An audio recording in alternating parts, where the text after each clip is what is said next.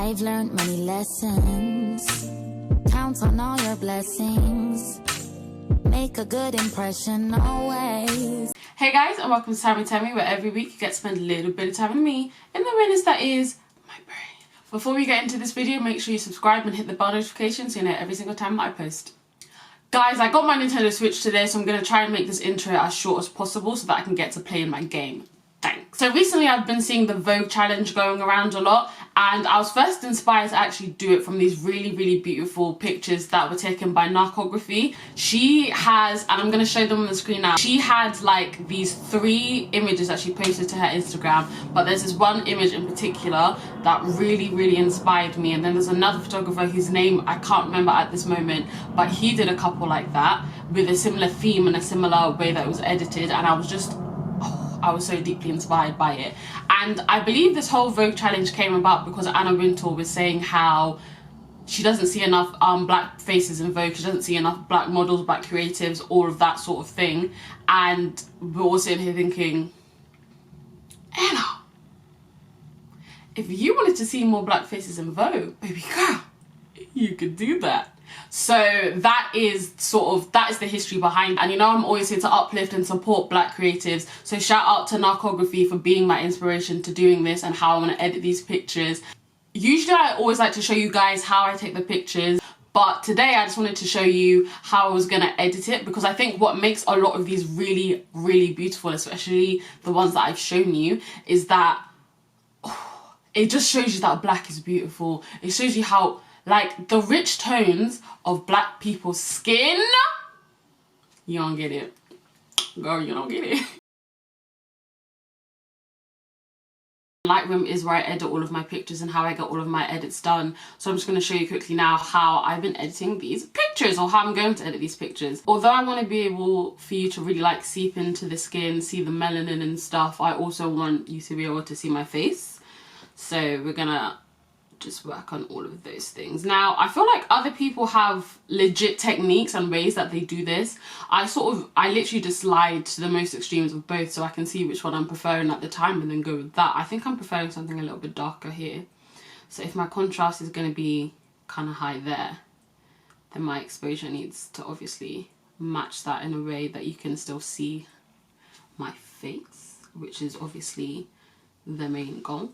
And then we're going to work on highlights and shadows. Again, like I wish I had, you see how it's affecting the sky?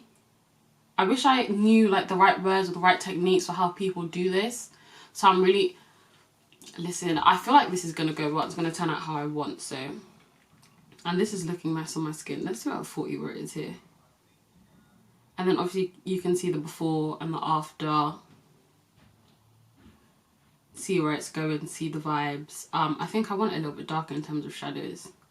Actually no, look at how it's doing to the light. Okay, I don't want to do that. Yeah, then you get shadows on my face as well. So I think I'm gonna have shadows literally just at like 10, just ever so slightly lighter than they already are. And then I always do blacks last, and I never really touch the whites because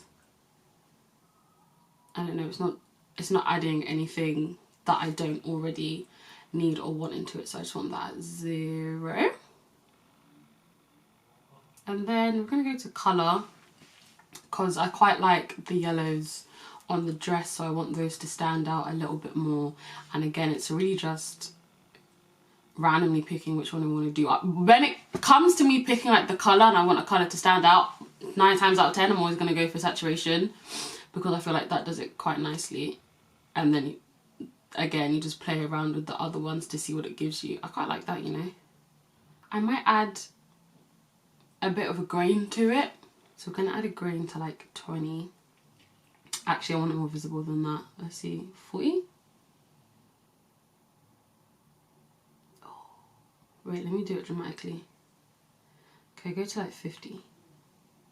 Then I always like to sharpen it till like 10, because you know, whenever you edit, whenever you use these apps, it kind of ruins the effect. And I feel like because I've sharpened it, I'm just going to bring that grain up again to another 5. And now it's time for like the filters that I'll put over it to give it that Vogue look. Now I think that's going to be the hardest thing for me, because I don't really know how to do that. My wig looks mad in that, sorry. Like, you're actually seeing the inner workings of how I edit my pictures. It's such an interesting process. And then I learnt this from Alyssa Ashley, another black creative that we just love to uplift. Blacks, it always sort of takes your picture to another level. I don't even know what it does, but it always takes the picture to like a different level, even if it's just to like 10. And then obviously, this is now the end result of what we've got. I like that. I kind of like that. So the next part is possibly just going to be the trickiest bit, because you need to make sure that you take out the time to really get this done right. So you want to make sure, especially with this, that you have cohesiveness. So you find a font that's closest to the Vogue font. I chose Big Carlson, I think. And the issue that I had here was getting the font behind me, which is the object. So what you want to do first of all is switch off the eye icon for your text so that you can't see it, and select yourself or whatever you want to put in front of the text as the subject. So you just click the select layer button and then click select subject, and it will find the subject for you in the middle. Then with the subject highlighted, right, as you can see here, you're going to create a folder and call it whatever, and bring that folder to the topmost layer of what you're doing.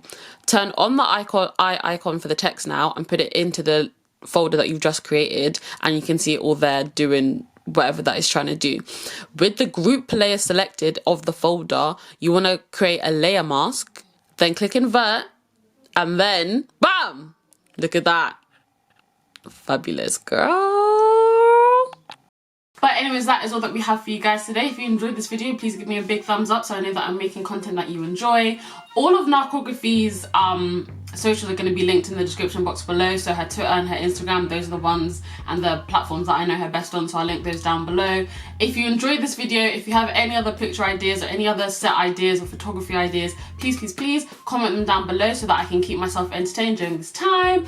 All of my social media links will be in the description box below. I enjoyed the time we got to spend with you. I hope you enjoyed the time we got to spend with me, and I'll see you next time. Bye!